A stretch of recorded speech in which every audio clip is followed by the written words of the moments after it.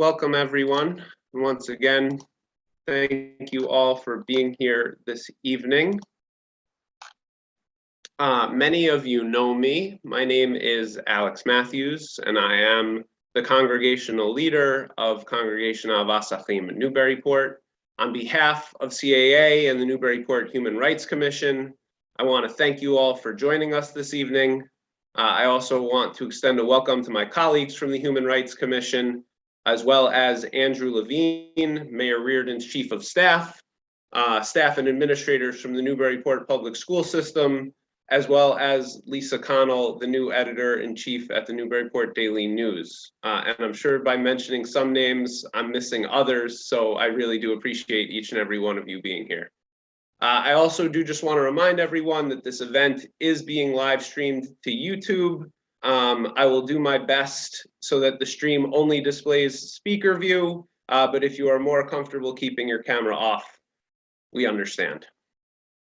This evening is really not going to be a ritual event. There's another day on the Jewish calendar in the spring, Yom HaShoah in Hebrew, where Jewish ritual observance takes a more central role in the day. That being said, an important part of this day of commemoration and remembrance is remembering the more than 10 million people, approximately 6 million of them Jews, who were murdered in the Holocaust. Jewish tradition teaches us to light a candle in memory of those we've lost and those we're remembering, and even this one small candle serves as a powerful reminder. Heidi will share the story of her mother's survival, and that story is one of pain and suffering and death, but it's also a story of tremendous miracles. And I don't just mean miracles that can only be attributed to divine intervention.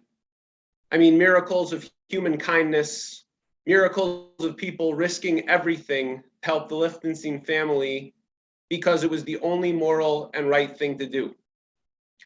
While lighting one candle might seem like a small gesture, my hope is that the powerful message of spreading light, of creating miracles for those around us, even when it involves tremendous risk, is one we can all take away with us this evening. I'm going to light my candle, offer a very brief prayer, and then invite us into a brief moment of silence.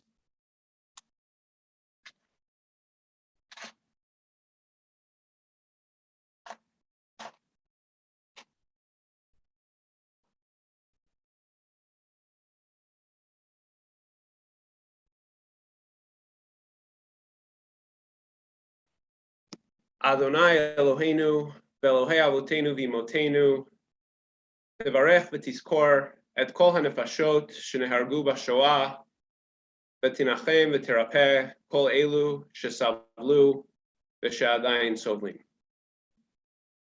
Our God and God of our ancestors, bless and remember the souls of all those who were killed in the Holocaust, and bring comfort and healing to all of the survivors who suffered and suffer.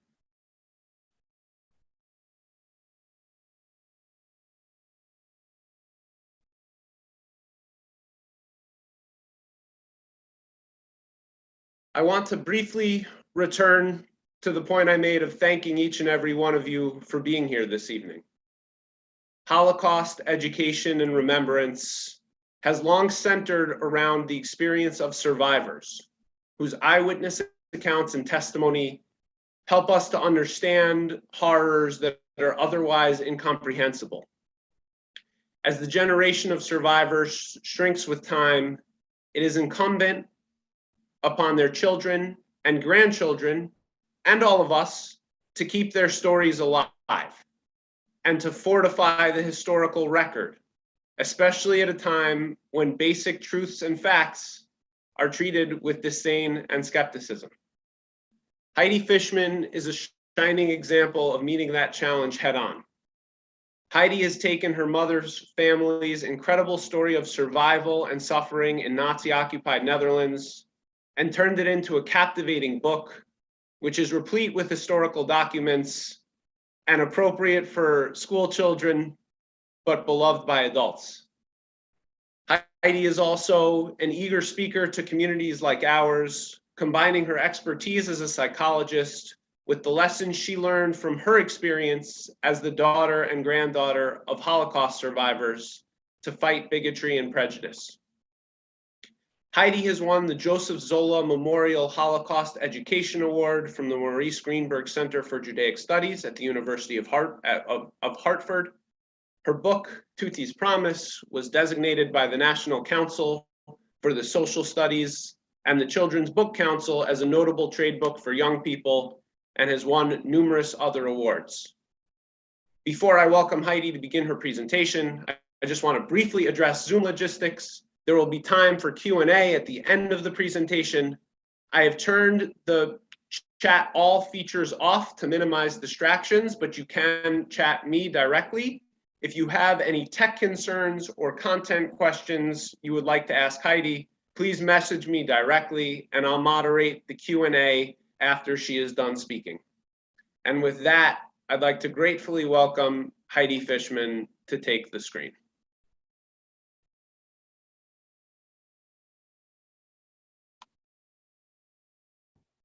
Always have to remember to unmute at the beginning. It's a great way to start. Talk with it quiet. Okay. Hi, everybody. Thanks for coming out tonight. So when I was a kid, I knew my mom was a Holocaust survivor. I knew my grandparents were Holocaust survivors. I knew my uncle was a Holocaust survivor.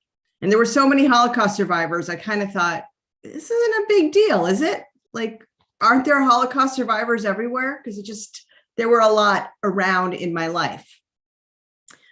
I didn't ask a lot of questions. If I did happen to ask something, the question would get answered, and then usually the topic would turn to something else because they didn't want to really talk about it very much. It was a fact. They were survivors, just like it was a fact that my grandmother's family were tanners and that my grandfather was a metals dealer. It was just like things that I knew about the family. And I didn't pay much attention. When my kids were in middle school and my mom came and told her story to them, I decided it was time for me to write her story down for her. This book, I didn't want the story to be lost. And so I decided I would figure out how to write it. And I really dove in and did all the research and figured things out. And I knew her stories. And then there were holes in that story, and I had to figure out how to connect the dots. And that's where archives all over Europe came into play. And I was discovering things that she didn't even know about her own survival. The story basically starts with the Lichtenstern family living in Cologne, Germany. And they moved to Amsterdam in 1936 when my mom was just 9 months old. They thought Holland would be safe. By the end of the war, 75% of the Jews in the Netherlands were murdered. Holland was certainly not safe. And what I came to understand is nobody survived if they didn't have somebody helping them. Somebody who gave them extra food, somebody who offered hope, somebody who hid them. There was all kinds of ways that people were able to help. And even though today is about remembering the victims, what I would like to do is remember the rescuers. Who was there to help the people that were in danger? And while I'm telling this story, what I want you all to think about is, when can you be a helper? When can you offer a hand to someone else who is in need? Because there are so many people out there in the world who need help right now. I am going to share my screen. So give me a second with the tech part of this. Okay, are we on my screen now? Yep. All right, I am going to start with our first rescuers for my mother's story. This is Bobby Klopfer. He and his wife hid my mother and her family in their attic. This was not an attic like Anne Frank that was prepared ahead of time with lots of food stores and a secret bookcase. This was just a little room upstairs in an apartment building. Bobby was Jewish. His wife was not, and from a mixed marriage, they were, for the time being, exempt from deportation. And so they let my grandparents and my mother, who was 7, and my uncle, who was 5, hide up there. And that meant going and getting food for them, cooking for them, making sure that a 5-year-old and a 7-year-old had something to be entertained so they'd be quiet, because it wasn't just their attic. It was an apartment building, and there was another family that lived between the Klopfers. There was another building, another family, and then the attic. So they had to be quiet and not let the other family know that there was people up there. They had to do everything for the family. And if they were caught, they would have been probably sent off to camps. This is a picture of that attic room. And this is a picture of my mother and her brother in 1943. And I just want people to imagine what it'd be like to keep these 2 little children happy and quiet and content for about a month, which is what the amount of time they spent there. Before they had gone into the attic, my grandfather gave this man, Egbert de Jong, hang on a second, sorry. He gave him all the money he had. Egbert was a work associate of my grandfather, and he was not Jewish. And my grandfather had already lost 65% of his assets when he moved from Germany to the Netherlands. That's what the Germans took. For the honor of leaving the Reich, you had to leave 65% of your belongings behind. And he gave his money to Egbert and said, if it's in my bank account, they'll take it. You hold on to it. And if you can do anything for us, use the money. Go ahead, use the money to help us. And Egbert did. With some of that money, he acquired this passport. This is a Paraguayan passport that was issued out of Bern, Switzerland, which is why it's in French, even though we're talking about Paraguay. It's issued to Heinz and Margaret and their 2 children, whose names aren't even on here, but their pictures are. Their names are just below the pictures, just handwritten in. The family didn't actually get the actual passport. What they got was a copy of the passport. There was this huge South American passport scheme that was done by the Polish embassy in Switzerland. And I will get to that part in a second. But having this passport meant they were not stateless Jews anymore. They could now claim that they had a country behind them, even though it was not true, but they had a real passport saying that they were Paraguayan. And so my grandfather thought, this will save us. This will keep us protected. The Nazis won't do anything to us because they don't want to get into a to do with South American countries now. Hugli, the man who signed the passport here, was not a hero in my mind. He did provide these passports, he did sign them, but he did it for money.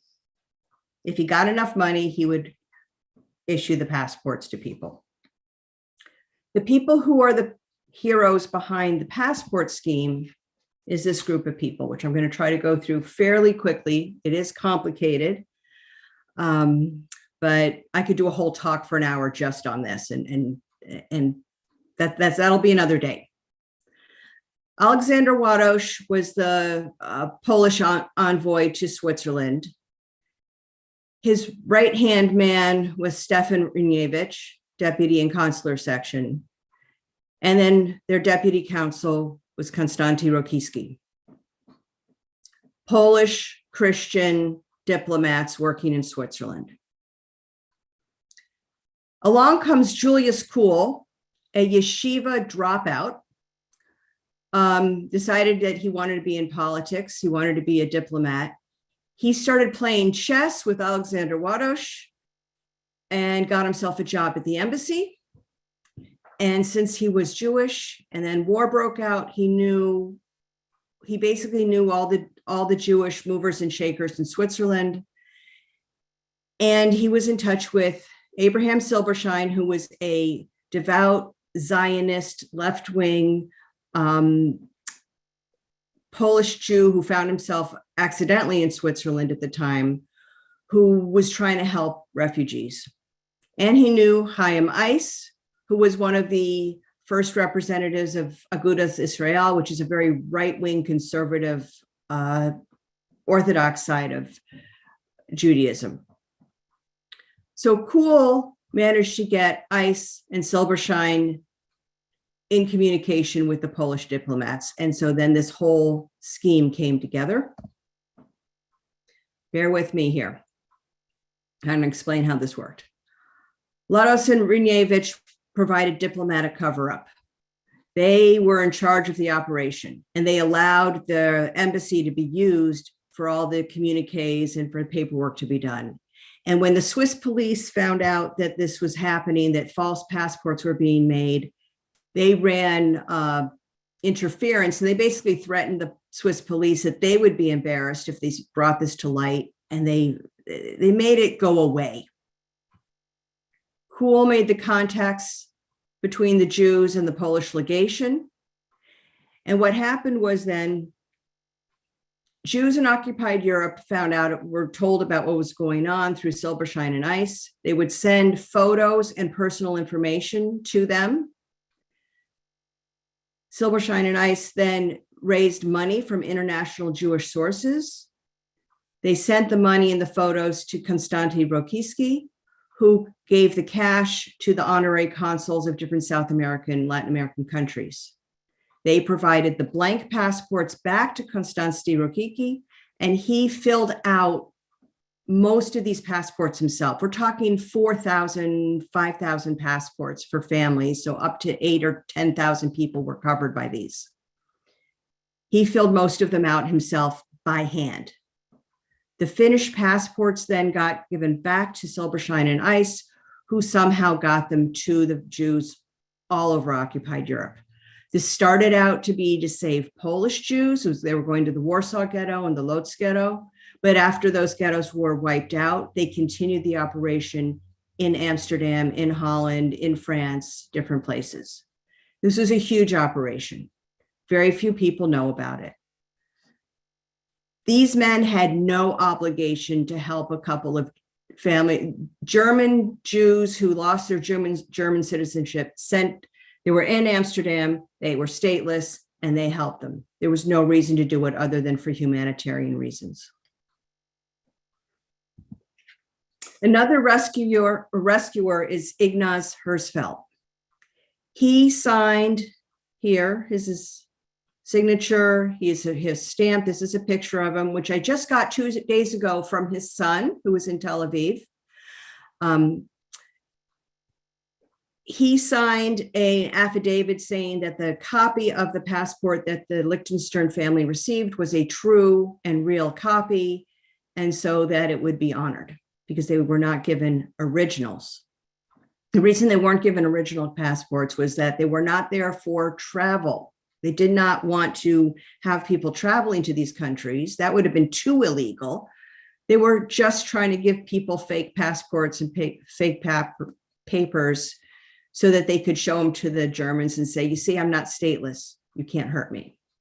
And it worked in a lot of cases. Not all, but in a lot of cases it worked.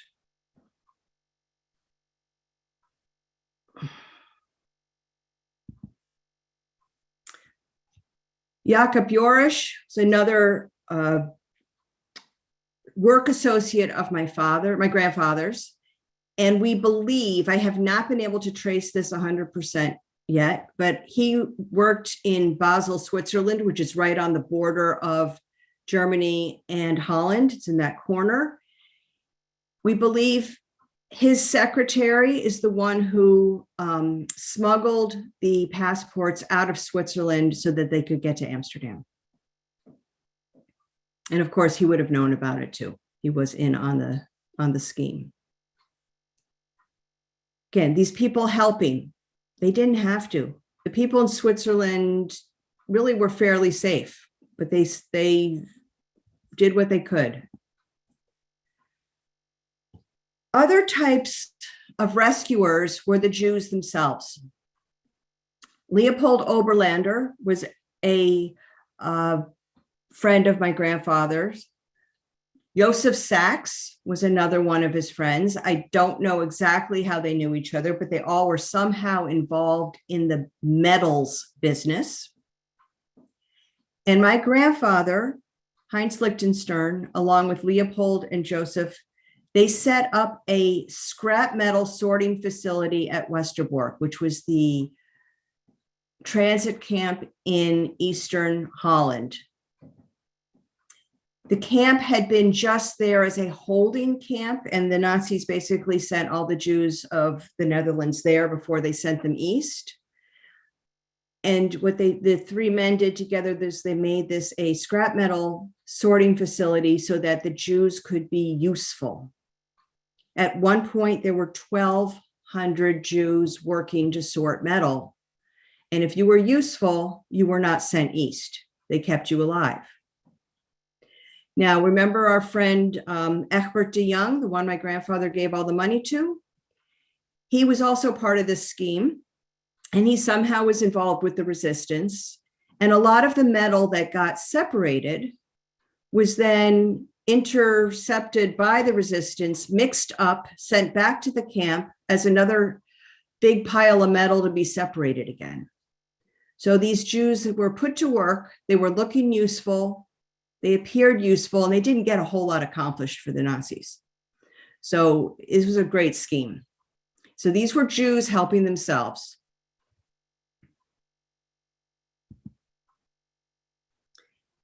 Because of the metals operation at the camp, my grandfather was sent in and out of the camp several times. You know, go to Amsterdam for a couple days and go find some more metal for us to bring back to the camp. We're going to send you to The Hague, wherever. He went out and then he came back, always came back because his family was there. He wasn't going to try to run away and leave his family behind. And one of these trips, he brought back this doll. She was brand new at the time he bought her and brought her to my mother. And so my mom was probably one of the only children who, for a 9th birthday present, received a brand new toy while she was a prisoner in a concentration camp.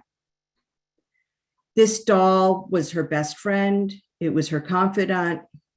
It was something to hold on to when she was scared. It was very special for her. And it was responsibility. When my grandfather gave the doll to my mother, he showed her that the head was hollow. He put money inside it. And he said, this is all we've got left. This is the only money we have available to us here.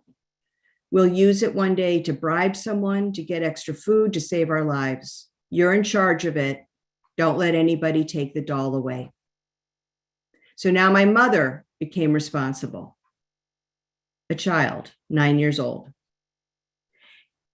I'm sure my grandfather didn't know it, but there's studies that if you are in a situation that is dire and you have some responsibility to another person, you usually do a whole lot better than if you have no responsibility, because you're not doing it for yourself, you're doing it for someone else. It gives you that extra push to do good things. And I think that probably helped my mom during some very hard times.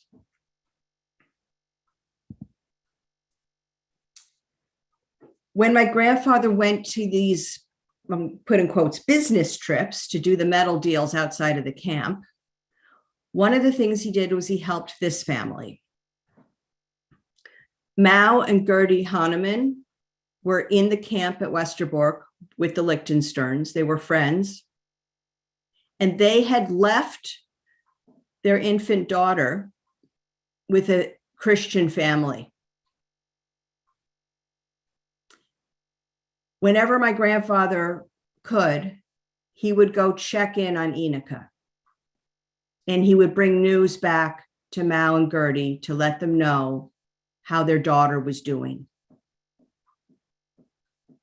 So my grandfather was giving this family hope and confidence that their child was okay. And of course, if you know your child's okay, you're going to do everything you can to get through this and get back to her. Another way of rescuing other people. One for hiding a girl and the other for giving hope.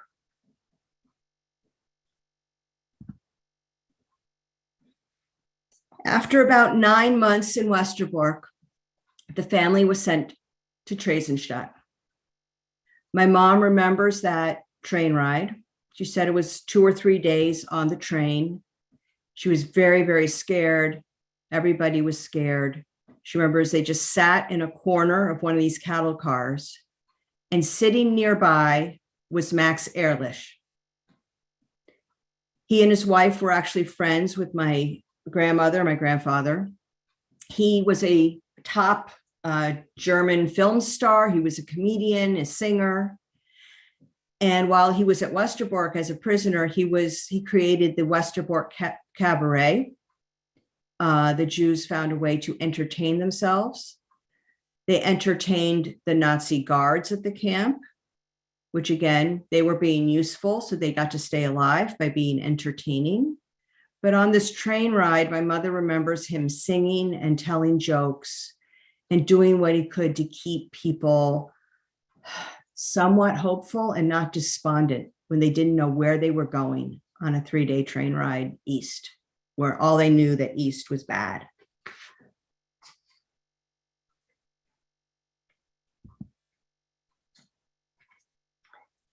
When they got to Theresienstadt, life was much harder than in Westerbork. Basically, as you go east, the conditions get worse. Theresienstadt is in what's now the Czech Republic, was Czechoslovakia at the time. It was considered a privileged camp. It was the camp that was shown to the International Red Cross. It was a ruse. It's like, everything's fine here. The Jews are being treated well. They looked like they were being treated well in the days that the Red Cross came through, but normally they weren't treated so well. Between 33 and 35,000 Jews died at Theresienstadt, not because of gas chambers, not because they were shot. They died of malnutrition, disease, typhus, lice, rats, bed bugs. There was no medicine. They just withered away. All the Jews had jobs, and my grandfather was assigned to work in the root cellar at Theresienstadt. Separate the rotten vegetables from the intact vegetables so that the German guards would get the good food and the Jews got the rotten stuff in the watery soup that they were given for food.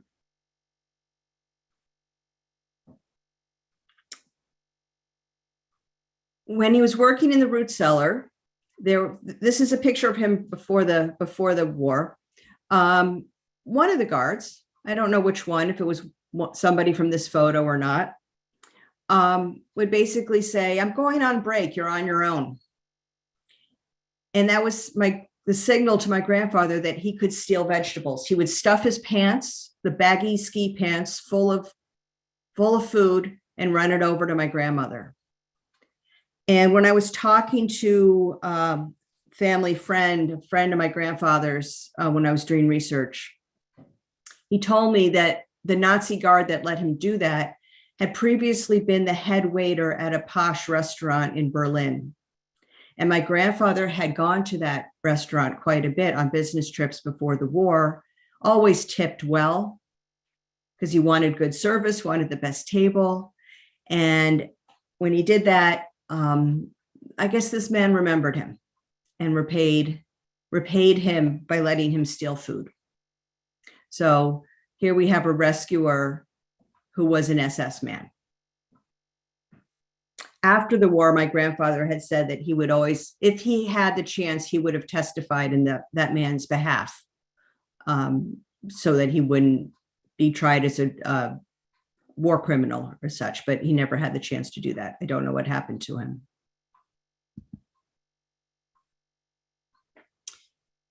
In late September 1944, the Nazis began liquidating Theresienstadt.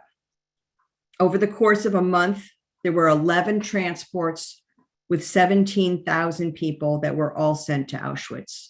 Most of them were gassed.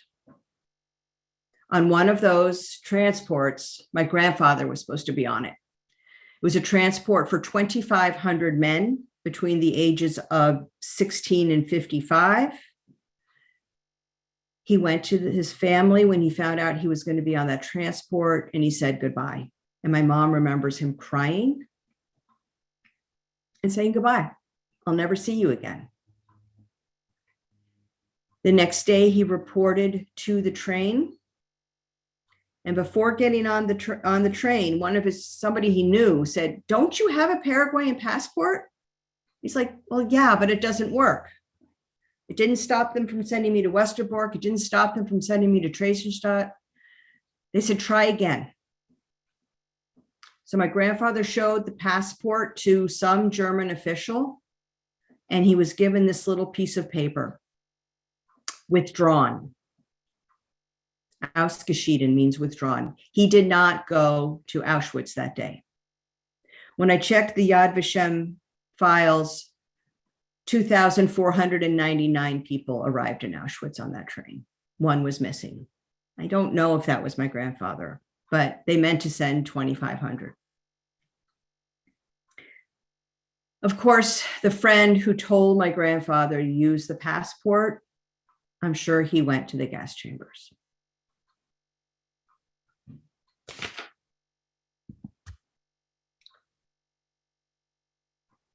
My mom does not remember death.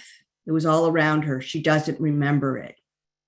And I attribute that to my grandmother. She's one of the rescuers in my mind. She rescued her children. She did everything she could to protect them. This picture, this drawing was done by a 12-year-old girl who survived Theresienstadt. It's not a picture of my mother or her family, but it reminds me of the story my mom tells. My grandmother's job was, she had to be reporting to her job at 4:00 in the morning. And she would get up, wake the kids up at something like 3:00 in the morning. And because they were living in a barracks with 80 to 100 people, and they had 3 or 4 sinks among those 80 to 100 people, and there were bed bugs and lice and dirt, whatever. My grandmother just felt it was very important to stay clean. If we stay clean, we will stay healthy. We won't get sick. If we stay healthy, we have a better chance of surviving. And so at 3:00 in the morning, she would make Robbie and Tootie wash with cold water in the middle of the winter before she went off to work. Again, this is not actually them, but I imagine it as them.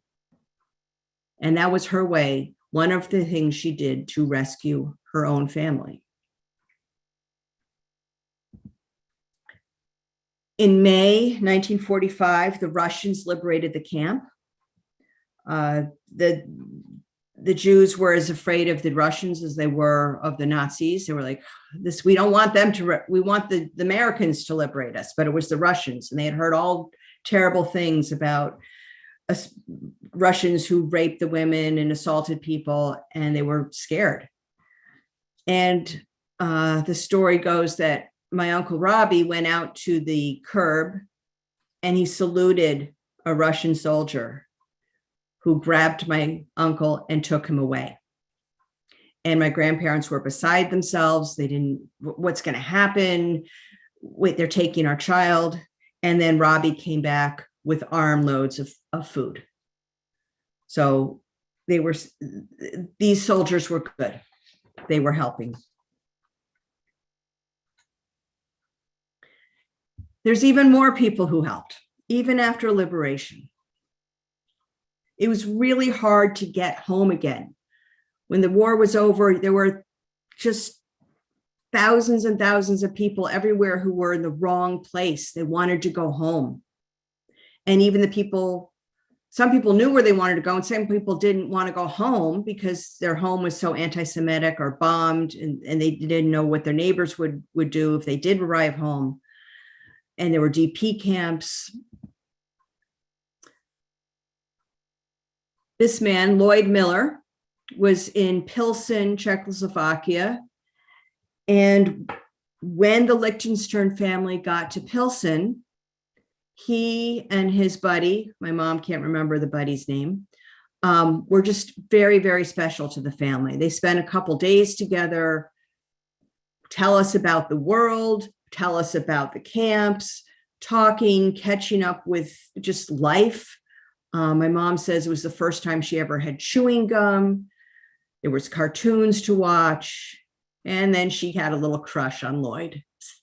She was 10 and she just developed a crush on this guy. So I just find that sort of touching. The Dutch allowed a quota of 8,000 Jews to come back into the country after the war. I find that a horrendously small number, given the fact that there was over 100,000 Jews that were murdered during the war, that were from the Netherlands. Well, we'll let 8,000 back. Okay, they didn't want the refugees. They did not want to let people in. They especially didn't want to let stateless, this says stateless, refugees in that had no means to support themselves. But my grandfather had a Paraguayan passport. And I think he just crossed off stateless and said, nope, we're Paraguayan. We're getting back in. And so 2 months after liberation, the family was back in Westerbork. No, sorry, not Westerbork, back in Amsterdam. One of the first places my grandfather went was here. His friend Robert Koch was somebody who he had given the furniture and the silverware and my grandmother's fur coat, all the valuable things that the family had. He said, you hold on to them. It'll be safer. And he knocked on Robert Koch's door and said, we made it. We're back. Can we stay with you? And my grandfather's friend said, no, you weren't supposed to come back. We were promised there would be no more Jews. He had been a Nazi collaborator. So not everybody was being good. There were plenty of people who did things like this. It was a slap in the face for my grandfather. But there were people like my mother's nanny, they called her Yuffie, who I believe is the person who saved all these photographs of the families and gave them back after the war. That my grandmother somehow gave the photo albums to Yuffie, and she kept them and gave them back. There was a Mrs. Muller. I don't know her first name. My mom only knows her as Mrs. Muller, who let them rent a room in her house when they first got to Amsterdam. They needed someplace to stay. And we think that the money from inside the doll's head might have been used for that.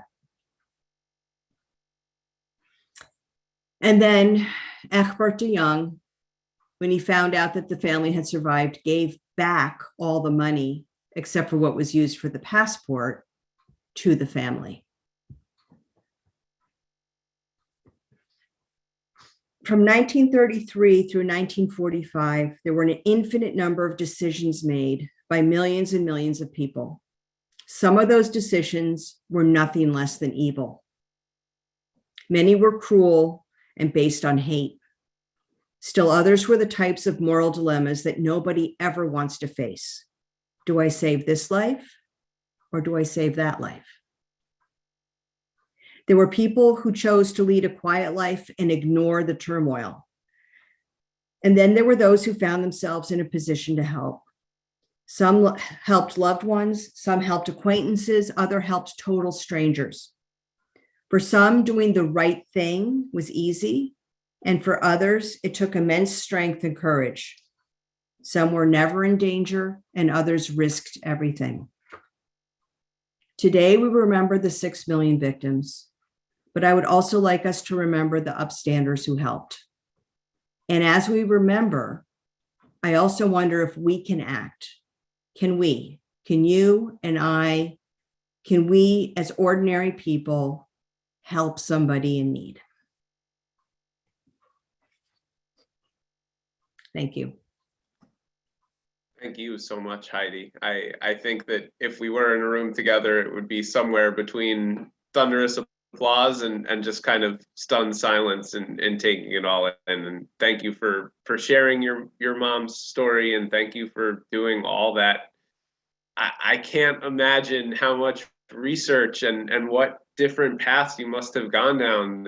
It's so incredible. And so thank you for keeping her story alive. I could probably ask a million questions. I've already done plenty of talking tonight, so I want to open it up if anyone out there has questions. If you do have a question, you can go to reactions on the bottom of your screen, and there's a little button that says raise hand. And if you do that, I'll see you right at the top of my screen, and I can ask you to unmute and share your question with Heidi. We have probably 15 to 20 minutes if anyone has any questions they want to ask.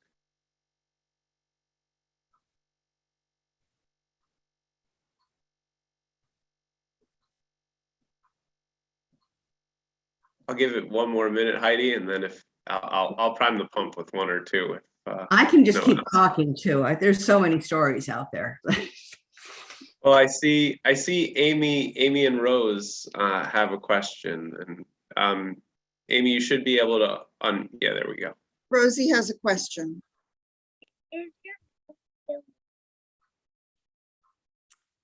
Can't hear you. She asked, is your mom still alive? Yes, she is. She is still alive. That's awesome. She was very active in going to schools and telling her story herself, right up until when COVID hit, and then we wouldn't let her go anywhere, obviously, anymore. And now she's sort of out of practice of it, and we're still not quite ready to let her go out. So, and she's not going to do Zoom. That's just too complicated. Thank you so much. Thank you. It was a beautiful retelling. Thank you, Amy, and thank you for the question, Rosie. Sue Latham, if you want to unmute yourself and ask questions. Hi, Heidi. Hi, Sue. We're old friends.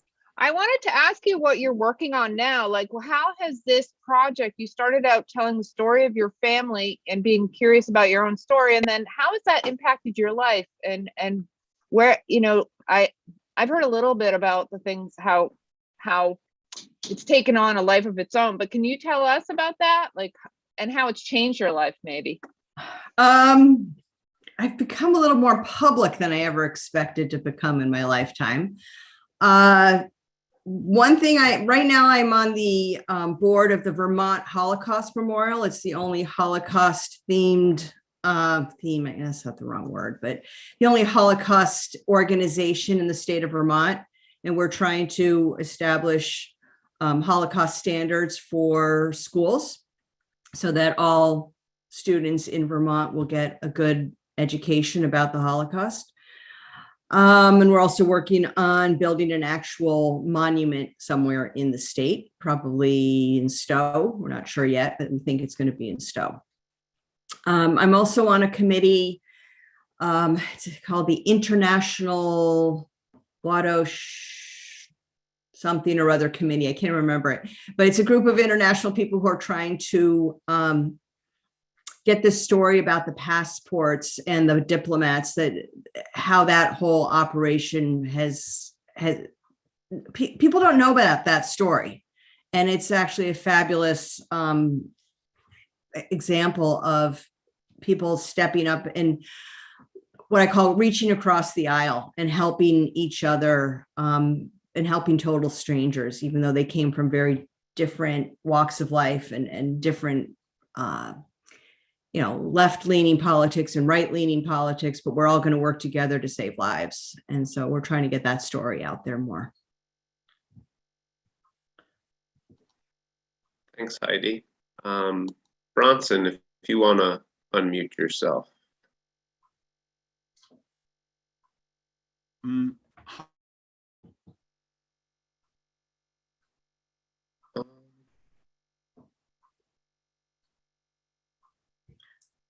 Bronson, we can't hear you. I'm not sure. I'm not sure what's going on there. Hold on. Try unmuting. Try try one more time. Unmuting again and.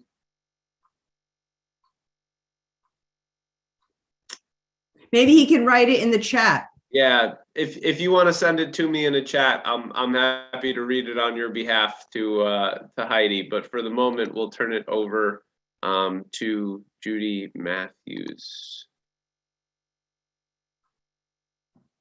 Heidi, thank you so much for having all that courage and love to do what you've done. Two very quick things. One of the story that you relayed about the Russian soldiers liberating Reisenstadt. Theresienstadt brings to my mind, I'm a clinical social worker, and I have been working for 2 years with a Dutch woman who was a hidden child in Amsterdam.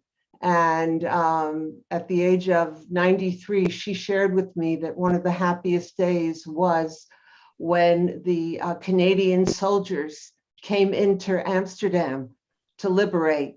And she got, as a 16-year-old, she got on the tank with a soldier and just moved through the city. My question to you is about how long did your mother and family stay in Amsterdam after the war ended? And did they need affidavits? Just briefly, how did they actually get from Amsterdam to the United States? Okay. So when they got back to Amsterdam, basically the company that my grandfather worked for was a Jewish company. And so many of the people in the company were murdered during the war that he found himself at the top. He became director. So suddenly he had a very good position. The job was waiting there for him. He was able to establish himself back pretty quickly. And they stayed in Amsterdam until 1950. When the Korean War started, my grandfather was petrified. He thought the communists were now going to sweep all the way from Asia across Europe and they'd be in World War III. And he says, we're getting the heck out of here. And they went to Brazil. So my mom, who I just always find this part of the story amazing. She had missed 3 years of school during the war. The family spoke German at home, Dutch on the street in school. She's sort of getting on her feet again. And then high school, nope, you're going to Brazil. We're going to put you in an American school. And by the way, they speak Portuguese in your town, and you're going to have to speak English when you go to school, which she didn't know either of those. They were in Brazil for about 3 years. And then the McCarran Act came in the United States, which allowed refugees to come in on either the wife's or the husband's quota. So my grandfather was from Eastern Germany near the Polish border. And at that point, he was considered on the Polish quota because that's where the town was at the time. And my grandmother was from Western Germany, so she was a German quota. And so the Polish quota was oversubscribed. And then when the McCarran Act came, they could come in as German immigrants. And so then in 1953, they came into the United States and moved into Manhattan. Wow, what a journey. What a journey. Yep. So I did get Bronson's question in the chat, and then there's a couple more hands up, and then we'll probably wrap up after that. But Bronson wanted to know how you feel your grandmother coped on a personal level with the trauma of these experiences for herself and her family. My grandmother. She was the optimist in the family. The way my mom always describes it was my grandfather always saw gloom and doom and nothing was going to work and the worst was yet to come. And my grandmother was the one who could make something positive out of anything. So, the story about the doll that my grandfather got my mom the doll, my grandmother made a cake out of rotten potatoes. So that Tootie had a little birthday party. We got rotten potatoes. We're going to make them look like a cake somehow. She was somebody who always figured out how to get the best out of any situation. And I think that's who she was when I knew her, that she was just this upbeat, we're going to make it work kind of person. And leave the bad stuff behind us. That's incredible. Thank you. Amr, if you want to unmute yourself and ask the question. Yes, thank you, Heidi, for sharing with us tonight. That your talk was very, very touching and enlightening. And I just had two questions. One is as you continue to do this work and talk to people, what any thoughts or suggestions or ideas you have for us just as a community, how we can continue to kind of outreach to people so that we can draw more and more people in to really hear these stories, and not just to remember, but also to really understand and really do what you did tonight, put it in the framework of, we're here to remember, but also to remember those that helped and the upstanders, and really, use these stories to get more and more people to be upstanders. That's really a word that resonates with us here, that we use it a lot in our community, in the Human Rights Commission. The schools use that as well. That's a big thing where they talk about being upstanders. And, right now my daughter came home from school today saying that, they had a session on Holocaust remembrance today as well, in social studies in 7th grade to coincide with this. And, it really is nice to see it happening in all aspects of the community. And what, from your personal experience, can we do to really kind of draw more people into this?